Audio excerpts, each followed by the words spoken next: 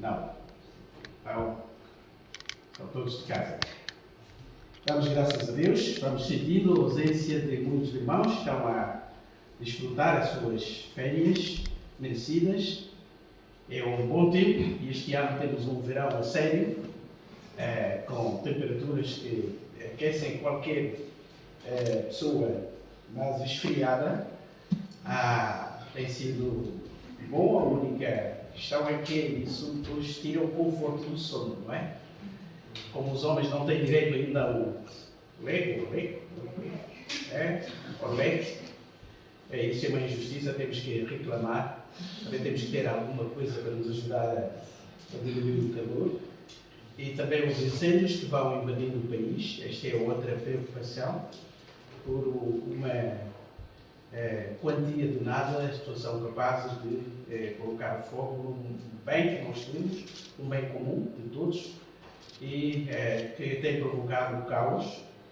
Estava ontem a acompanhar em casa pela televisão as pessoas, as famílias que têm perdido praticamente tudo. Pessoas que perdem plantação, casas, gado, todo o investimento de uma vida, de um momento para o outro, se perde, depois ninguém é culpado, não é? E há provas, há evidências de que, na grande maioria, é fogo posto, mas as pessoas fazem e usam toda a tecnologia. Hoje em dia até sabemos que através dos drones a pessoa pode colocar incêndios onde quiser e baralhar os próprios bombeiros, né? Colocar numa zona de difícil acesso e no outro fogo ali, e assim atrapalha.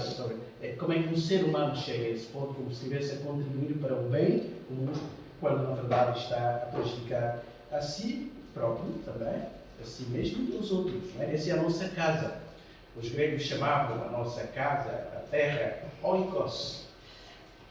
Significa casa, habitação.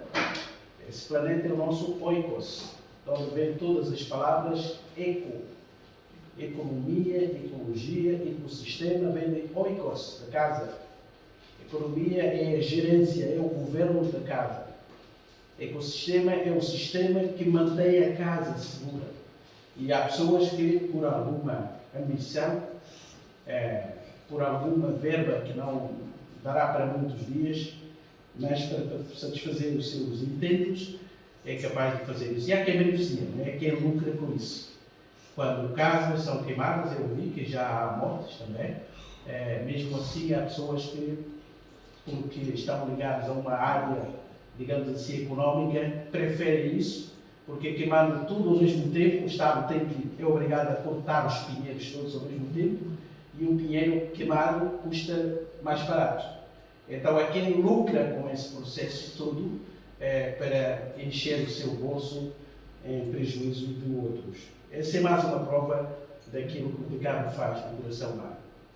Não só destrói a própria pessoa, mas também destrói os relacionamentos, o ambiente, etc. E ofende o próprio Criador, que nos deu isso que nós temos aqui para podermos desfrutar. Dito isso, continuamos a orar pelos acampamentos, noutros sítios, ali em Pondor, acabou, não é? O último acampamento, pelos jovens, eles aqui encerram, e pelo que fomos ouvindo, acho que o acampamento correu bem, os jovens foram bem instruídos, voltarão com uma força tremenda. Depois das férias, teremos aqui um grupo largado de músicos para tocar, louvar a Deus, embora Deus não precise de instrumento. Nem o louvor precisa de instrumento para ser cantado. O louvor vem do coração. Deus deu-nos um instrumento natural que é a nossa voz. Mas, se houver alguma capacidade técnica de acrescentar alguma harmonia, então isso é muito bom para o louvor do nosso Deus. Sempre no espírito de serviço. Sempre no espírito de serviço. Não há artistas na Igreja do Senhor Jesus Cristo. Há servos e servas. E temos que fazer tudo partindo deste princípio.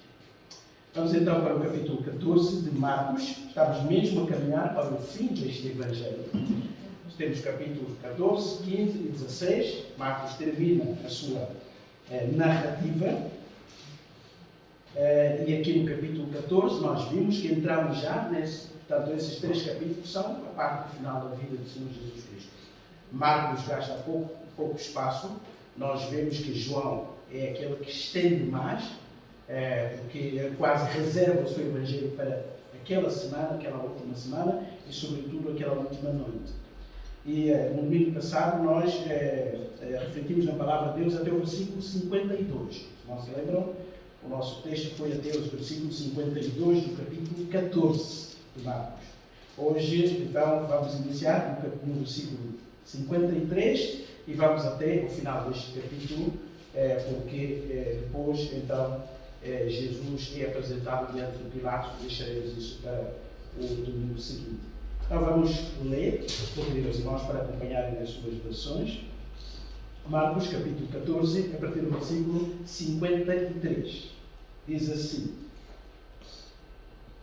E levaram Jesus ao sumo sacerdote, e reuniram-se todos os principais sacerdotes, os anciãos e os escribas. Pedro seguiu de longe até ao interior do pátio do sumo sacerdote. E estava sentado entre os serventuários, aquentando-se ao fogo. E os principais sacerdotes e todo o sinédrio procuravam algum testemunho contra Jesus para o condenar à morte, e não achavam. Pois muitos testemunhavam falsamente contra Jesus, mas os depoimentos não eram coerentes. E levantando-se alguns, testificavam falsamente, dizendo: Nós o ouvimos declarar: Eu destruirei este santuário edificado por mãos humanas, e em 3 dias construirei outro, não por mãos humanas. Nem assim o testemunho deles era coerente. Levantando-se o sumo sacerdote no meio, perguntou a Jesus: Nada respondes ao que estes disponham ou depõem contra ti? Ele, porém, guardou silêncio e nada respondeu. Tornou a interrogá-lo o sumo sacerdote e lhe disse: És tu o Cristo, o Filho de Deus bendito? Jesus respondeu: Eu sou. E vereis o Filho do Homem assentado à direita de Todo-Poderoso e vindo com as nuvens do céu. Então o sumo sacerdote rasgou as suas vestes e disse: Que mais necessidade temos de testemunhas? Ouvistes a blasfémia? Que vos parece? E todos os julgaram réu de morte. Puseram-se alguns a cuspir nele e a cobrir-lhe o rosto e dar-lhe murros e a dizer-lhe: Profetiza! E os guardas o tomaram a bofetadas. Estando Pedro embaixo no pátio, veio uma das criadas do sumo sacerdote, e vendo a Pedro que se aquentava, fixou-o e disse: Tu também estavas com Jesus, o Nazareno.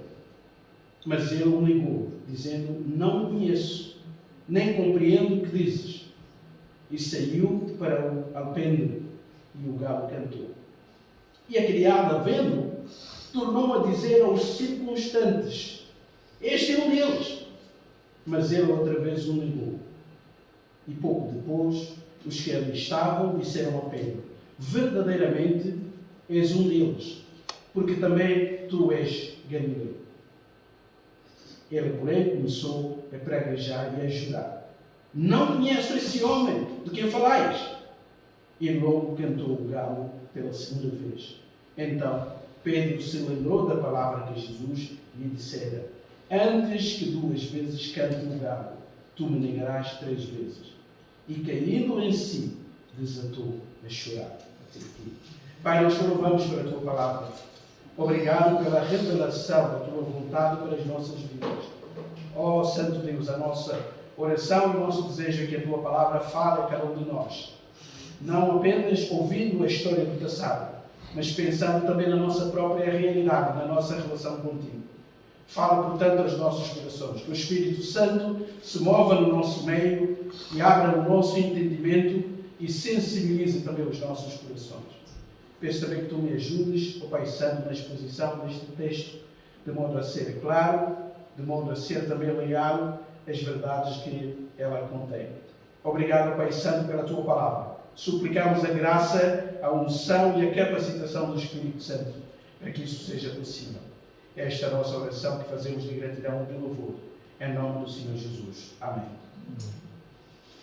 Esta parte que lemos como é óbvio, segue a prisão do Senhor Jesus Cristo. No domingo passado nós vimos que Jesus foi preso e foi traído por um dos seus discípulos, um dos discípulos que nunca levantou problemas sérios durante o ministério de Jesus. De vez em quando lemos os Evangelhos e vemos alguns discípulos a se destacarem durante o ministério de Jesus, não é? Alguns com temperamento fora do comum, discutindo entre si, querendo saber quem é maior do que os outros. Dois deles até ficaram tão aborrecidos com os samaritanos que não quiseram receber Jesus e a sua comitiva e, sem rodeios, disseram: Senhor, mande fogo do céu e vamos queimar toda essa gente aqui.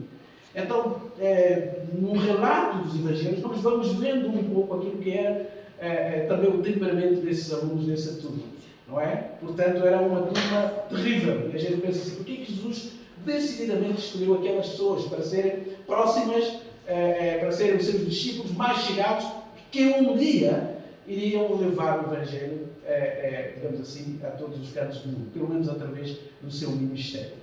Mas o nosso Deus é perito em trabalhar com pessoas difíceis, não é? Se fôssemos nós, se Deus perguntasse, Jesus perguntasse: olha, escolhe lá 12 pessoas para andarem comigo, obviamente que poucos de nós escolheriam aqueles 12 discípulos. E Judas é aquele que praticamente não levanta problemas. É raro ouvir a intervenção de Judas ao longo daqueles 3 anos. A única coisa que sabemos um pouco mais do seu caráter é aquilo que João nos vai contar no seu Evangelho. Porque João disse que Judas era um ladrão infiltrado. Portanto, para Judas tudo era uma questão de dinheiro, de preço. Por isso é que no fim da sua vida ele exatamente vai vender a sua própria alma por 30 moedas, que podiam valer um mês apenas. Tal e qual como aqueles que ganham 10 euros, 15 euros, para colocar no incêndio. Não é? Como se fosse alguma coisa que os irá ajudar a sobreviver. Mas é apenas uma pequena quantia que não vale a pena vender a nossa consciência fazer isso. Então João é que nos mostra que ele tirava, ele tinha esse hábito. E João soube, ele disse que tirava, usa o pretérito imperfeito para mostrar que era costume, por isso é que ele estava sempre de olhos no dinheiro, por isso é que ele ficou tão aborrecido, tão indignado, quando aquela mulher derramou o perfume caríssimo sobre Jesus. Ele disse: isso é desperdício. Aliás, nós vimos, os irmãos verão, que essa é a sequência dos Evangelhos.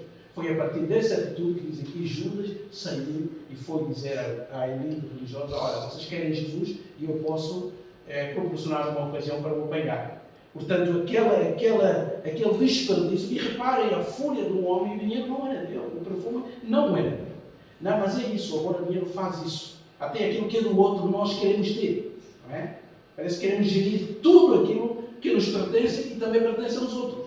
Não é? E por isso é que Jesus disse: cuidado com o mamon, porque ele facilmente se transforma num Deus e ofusca a nossa visão da vida. Tudo é uma questão de preço, de ganho ou de perda. Tudo é visto em termos económicos, não é? Quando o mamon domina a nossa vida. Então Judas sai e vai e diz: olha, eu sei onde Jesus está, não há problema, vocês agora podem apanhar. Não é? O homem mais procurado em Israel finalmente foi encontrado e num ambiente onde não haveria perigo. Porque no templo, como nós já vimos no capítulo 14, os judeus disseram: não durante a festa. Porque Jerusalém está em convulsão e há milhares de pessoas que têm Jesus como profeta. Portanto, quem tocar nele vai provocar, com toda certeza, um tumulto social. E a agitação naquela semana da Páscoa era terrível. Roma precisava de triplicar a segurança em Israel quando se realizavam as festas, porque havia sempre grupos revolucionários que se aproveitavam daquele impacto, daquele ambiente, para criar caos, para se libertarem dos romanos. Então Jerusalém, naquele tempo, naquele período do ano, era a cidade mais segura, ou uma das mais seguras do Império Romano. Mas eles não tinham ocasião para apanhar Jesus. E de repente aparece alguém, um amigo próximo, entre aspas, amigo, um discípulo de Jesus Cristo, diz assim: vocês podem apanhá-lo, eu sei onde encontrá-lo, como encontrá-lo. E ele até disse: prendei-o, mas levai-o em segurança. Os irmãos viram? Está ali no versículo 44. Parece que Judas está a ser uma boa pessoa, mas aqui não é bondade de Judas aqui.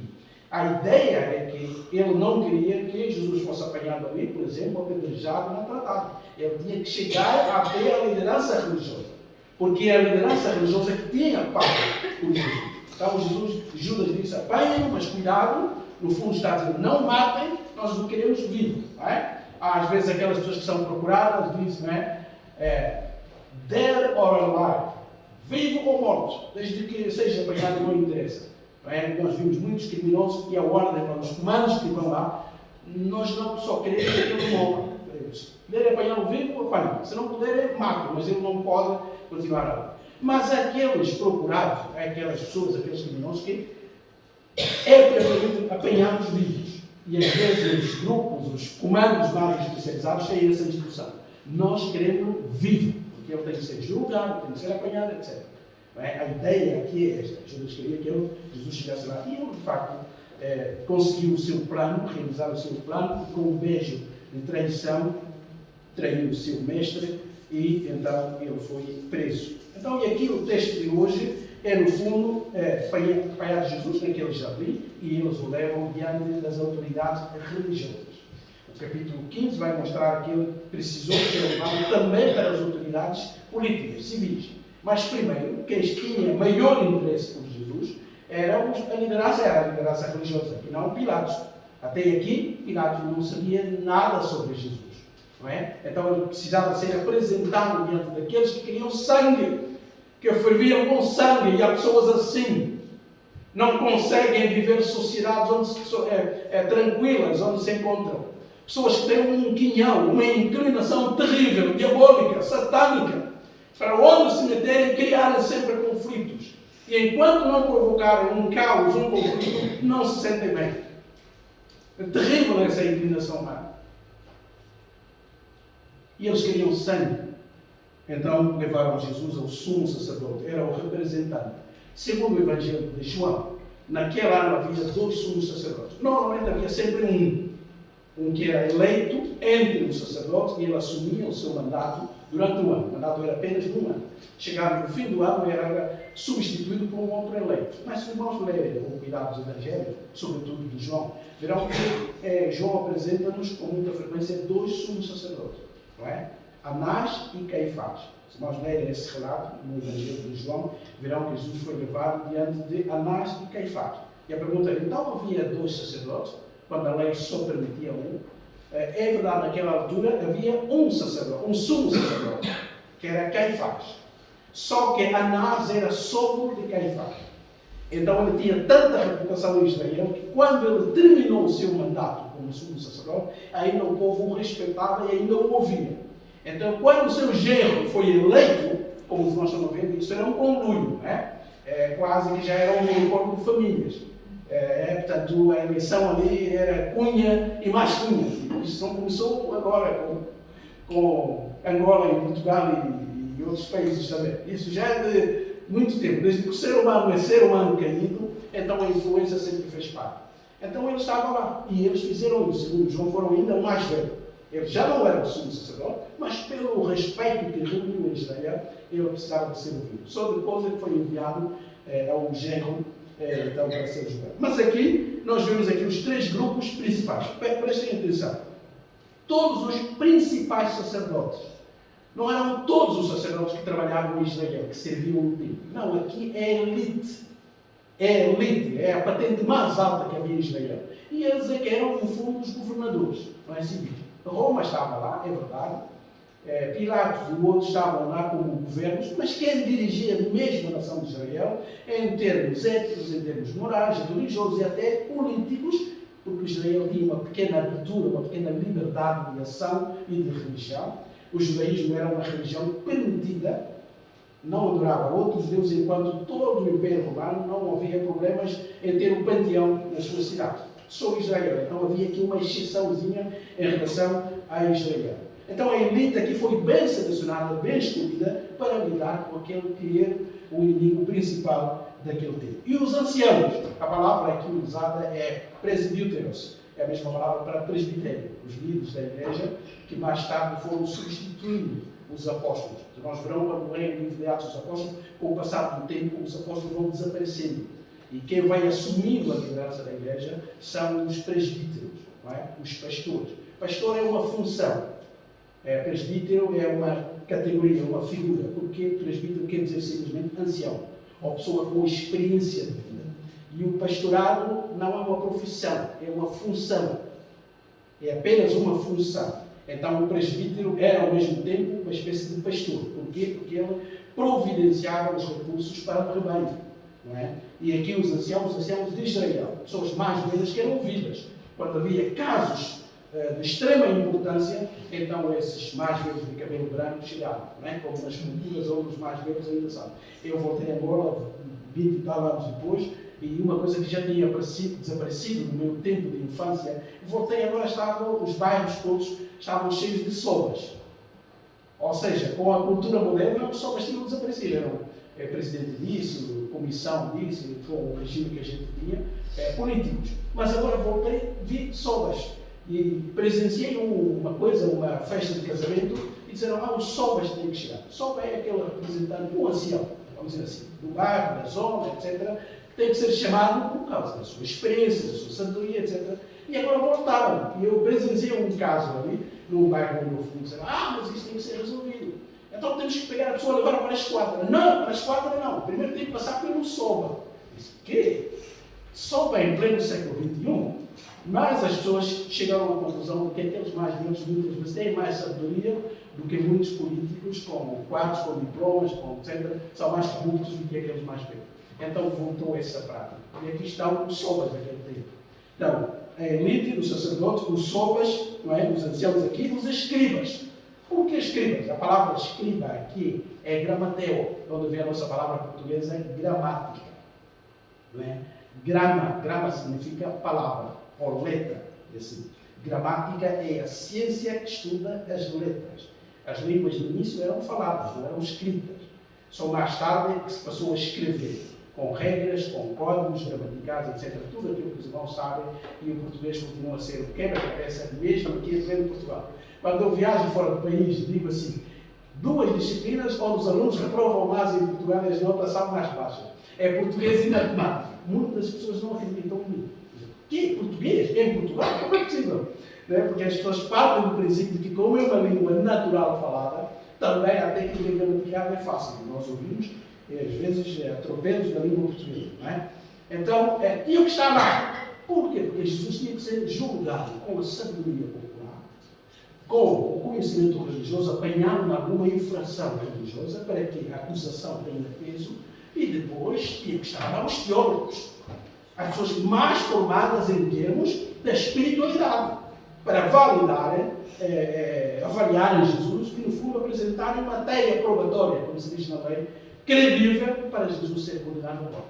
Então, essa tripla estava lá presente, e diz o texto que Pedro seguia de longe até o interior. Todos fugiram quando Jesus foi apanhado. Mas Pedro, embora não tenha resistido até o fim, mas pelo menos aqui nós vemos que Pedro não foi muito longe. Ela, a distância, ia acompanhando onde estavam a levar o seu mestre até a casa do sumo sacerdote, e Pedro estava lá num sítio mergulhado entre as plumas. E alguém o identificou, diz o texto bíblico, não é? Ele estava ali, fazia frio, nessa altura da Páscoa, em Israel, ainda a primavera não tinha chegado, portanto ainda fazia frio à noite, e era costume acender uma fogueira, e Pedro estava ali. E alguém, o Senhor identificou, disse assim, tu também és um deles. Talvez por ser galileu, pela forma como se vestia, e era fácil identificar as pessoas no passado pela roupa, não é? Hoje em dia cada um usa o que quer, como quer, de maneira que quer, é difícil identificar as pessoas. Só profissionais. Profissionais podemos identificar. Eu vou ao hospital, se alguém aparecer ali e dizer, Senhor Samuel, vem cá, eu vou ver se a pessoa tem bata ou não. Seja branca, azul, não sei o que. Agora, se a pessoa aparecer, t-shirt, calça de ganga, eu não vou seguir. Mas que é um doente como eu. Não é? Então, assim, quando alguém para na rua, eu só paro se eu quiser. Mas se a pessoa estiver fardada, a indumentária, a roupa da pessoa, já faz com que eu identifique quem é a polícia. Então eu obedeço, é alguém que eu amo. Mas no comum não é assim. Mas antigamente não era assim. E em algumas culturas hoje não é assim.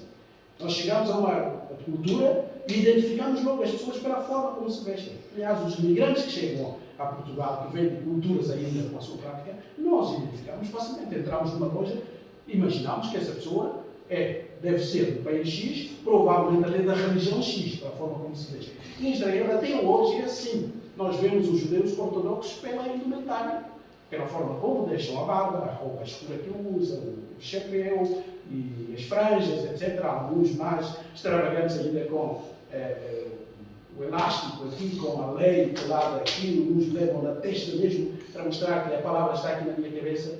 Portanto, era assim. Provavelmente isso. Também o sotaque. Os judeus na Galileia não falavam da mesma maneira como os judeus na Judeia. Não é? Eles ali, pela influência, o hebraico deles, ou o aramaico na altura, tinham outras nuances sonoras também. Por alguma razão, ele foi identificado. Este também é um deles. Não é? E a identificação vai aumentando. Os irmãos podem ver ali que vai aumentando de grau. Não é? Depois aparece a senhora pela segunda vez e diz: é ele mesmo, ele também é Galileia. E Pedro, tal e qual como Jesus tinha profetizado, negou Jesus 3 vezes. E chegou mesmo a jurar e a praguejar. É isso que incomoda mais nesse texto. Pedro não só disse: eu não conheço, ou não sei do que está a falar, ou não sou de Deus, mas ele disse que eu não sei, eu não conheço este homem lá nenhum. O verbo aqui é muito forte. Eu não tenho nenhuma relação com este homem. Portanto, deixem-me em paz, eu não conheço esse homem que vocês opinam. Tal e qual como Jesus tinha dito. Vamos que o galo canta 2 vezes, ou 3 vezes, me ligarás. Oh, irmãos, quão frágil, quão fraco é a nossa fé. Às vezes prometemos com as nossas palavras, mas depois na prática não fazemos aquilo que prometemos. E aqui um dos discípulos tinha dito que, mesmo que o Senhor seja levado à morte, eu estou pronto a dar a minha vida para defender o meu mestre. Mas aqui ele estava a negar categoricamente, com pragas. Aquele tipo de pessoas que dizem: se isso é verdade, que o raio cai em cima de mim. É a forma humana de mostrar que o que estou a dizer é uma verdade. Até prefiro prejuízos que me alcancem se eu estiver aqui a mentir. E o texto continua e diz assim: eles então levaram ali para o condenar. Só que quando as pessoas começaram a apresentar os testemunhos, ou seja, a matéria para condenar Jesus, se nós veem ali que há uma repetição ali, dizer que os seus testemunhos não eram coerentes. Os depoimentos. Cada grupo vinha e acusava Jesus de qualquer coisa para ele ser morto. Mas analisando tudo, porque havia anciãos aqui. No fundo, embora quisessem a morte de Jesus, eles queriam também um testemunho coerente, que valesse a pena quando eles apresentassem o caso a Pilatos, então houvesse argumento lógico e evidências sobre isso. E levantaram alguns como falsa testemunha, dizendo que nós ouvimos a declarar que vai destruir esse templo. E quem toca no templo em Israel toca na menina dos olhos. Templo não. Brinquem com outras coisas. Jerusalém, a cidade, e o templo de Deus aqui. Em todo o mundo Deus só habita aqui. Quem toca no templo, no fundo, está a tocar na religiosidade e no espírito nacionalista de qualquer bom israelita. Não é? E ele disse que ia edificar, destruir esse santuário, edificar com mãos humanas e vai construir outra nova. E mesmo assim, aquela liderança achou que esse argumento também não é muito coerente. Levantaram-se o sumo sacerdote e disse: agora vou fazer eu próprio a interrogação, já que esses testemunhos todos não são coerentes. Então ele dirige-se a Jesus Cristo e pergunta: nada respondes ao que estes depõem contra ti? Não tens nada a dizer? Tantas acusações? Não te defendes? Qualquer pessoa condenada, ou pelo menos tem a presunção de inocência, não é? Isso não começou hoje. Então, mas tens que dizer. Estás a ouvir aquilo que as pessoas estão a dizer? E diz o texto bíblico que ele guardou silêncio e não respondeu. E o sumo sacerdote não ficou satisfeito, voltou a interrogar: és tu o Cristo, o Filho do Deus bendito? Ele tocou no ponto, porque uma das acusações é que Jesus se identificava como o Filho de Deus. Várias vezes eles o tentaram apedrejar, porque ele dizia: Deus é meu Pai. No fundo, ele está a identificar-se com Jesus, como uma das partes do Evangelho diz, não é? Ele diz ser filho de Deus e identificar-se com Deus. Portanto, filho da mesma natureza. Então, o sumo sacerdote quis ouvir da boca de Jesus. E aquele homem tinha estado no silêncio no momento e responde: Eu sou. Essa é uma das afirmações do Novo Testamento. Eu sou. Que teólogos bíblicos dizem que, quando Jesus disse: Eu sou o que falo contigo, ou eu sou o que eu disse, ele não está a usar apenas a primeira pessoa do singular, não é? Do verbo ser. Ele está a dizer muito mais do que isso. Por isso é que a reação dos outros é uma reação terrível. Porque ele está a assumir-se como Deus. Não é? Há 7 eu sois, por exemplo, João menciona lá no seu Evangelho. Jesus vai dizer: Eu sou isso, eu sou isso. E nós sabemos que o nome Yahvé ou Yahweh para Deus é eu sou o que sou. Então eles, os bons religiosos, percebiam o que Jesus queria dizer.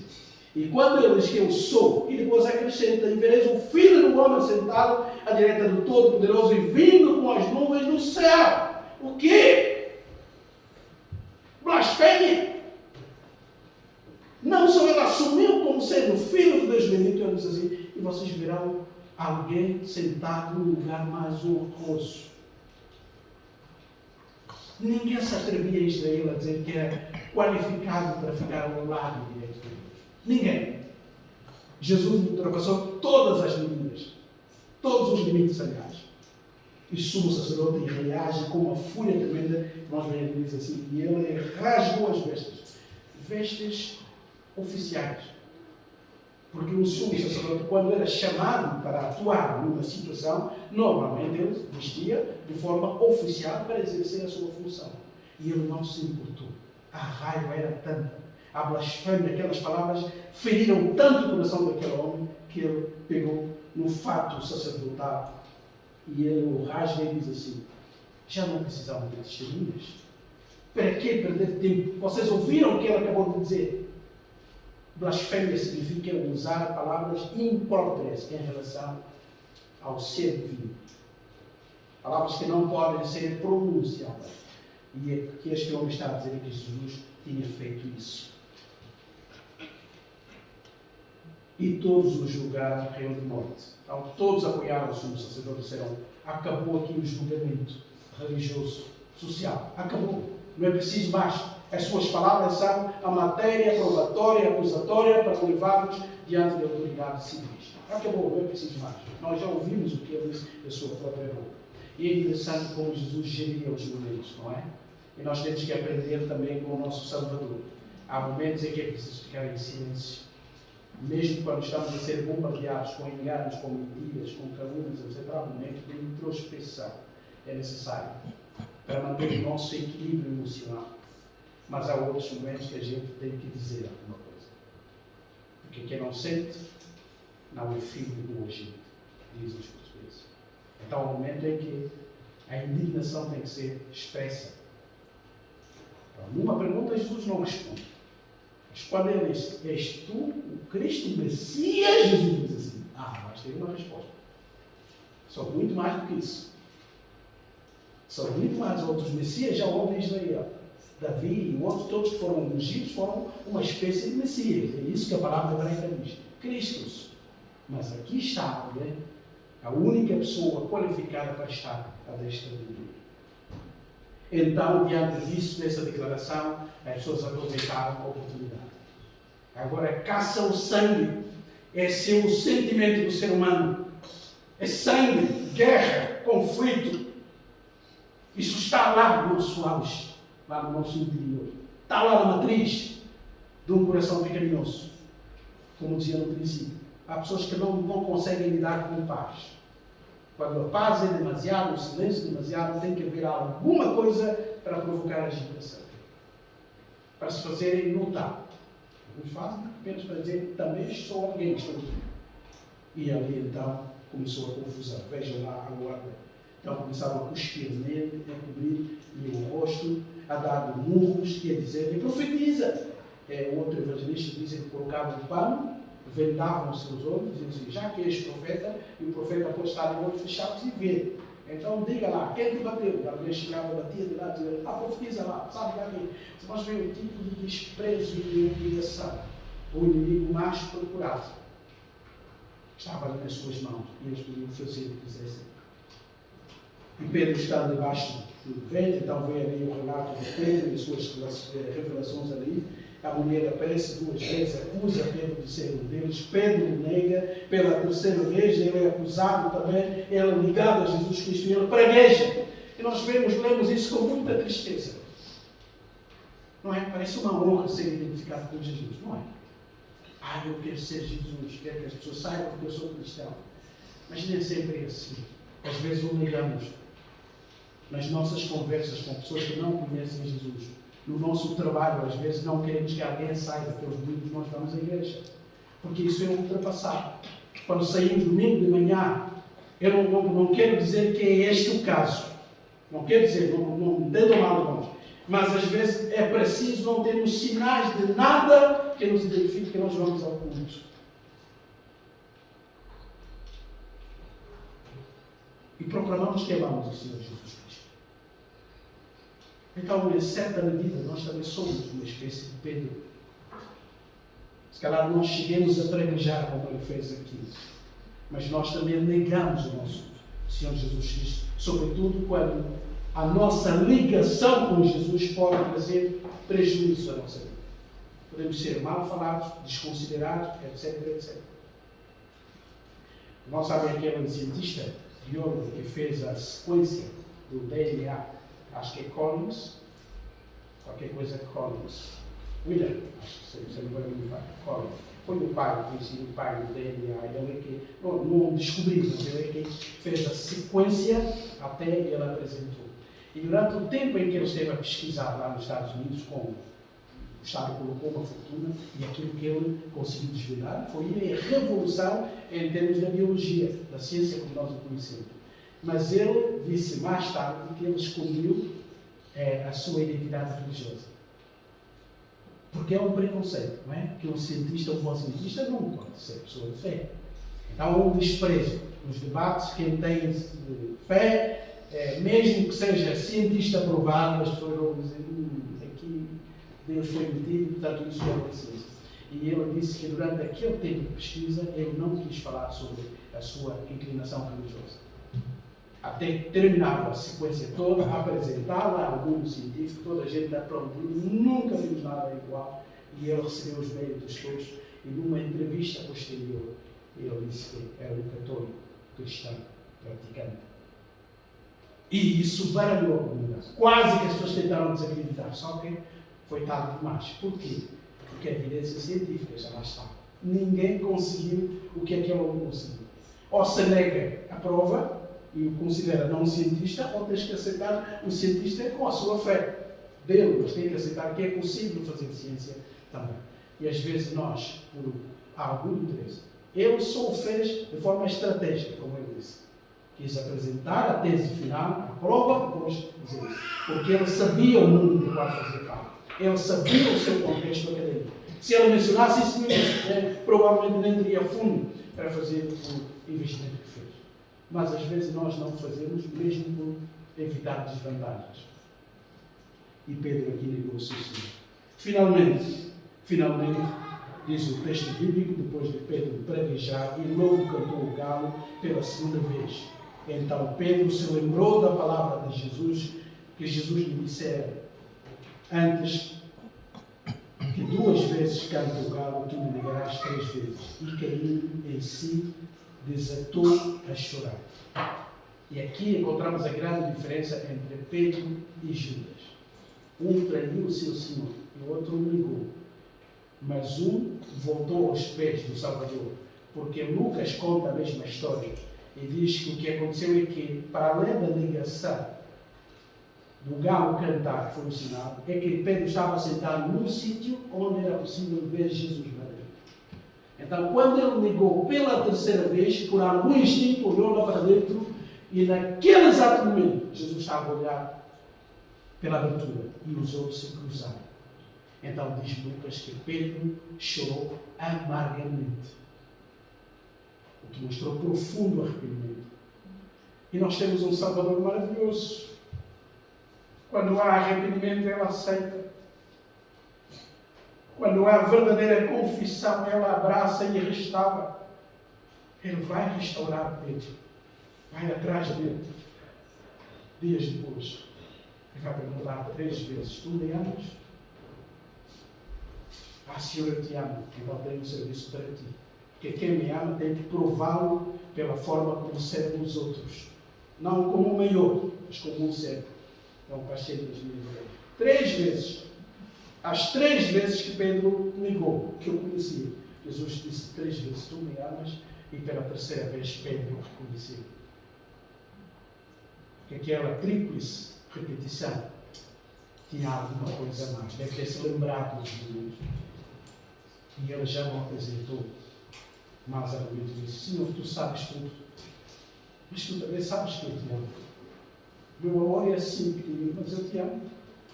E provou com a sua vida. Ele morreu como um mártir. Não está na Bíblia, mas os historiadores contam que quando Pedro foi apanhado e ele devia ser crucificado, ele disse: sim, eu aceito a crucificação. E prepararam a cruz. Ele disse: mas eu tenho um pedido a fazer. Eu não posso morrer crucificado de cabeça para cima, como morreu o meu Salvador. Não sou digno. E dizem os textos que Pedro foi crucificado de cabeça para baixo. Imaginem a agonia, com o sistema digestivo tudo a vir para a cabeça. Não sabem que o sistema sanguíneo, eu imagino como é que ele morreu. E eu termino com essa ilustração. Eu lembro uma vez a minha irmã, uma das minhas irmãs, castigou o filho. O filho dele fez qualquer coisa, mesmo terrível, e como um bom pai, como uma boa mãe ali, ela tinha que levar. Mas o castigo, feito sempre com alguma raiva, pode levar ao extremo. Então a minha irmã obrigou o meu sobrinho: vai lá, encosta-me. Era uma prática que ela tinha. Vá no chão, pés no ar. Então era uma prática.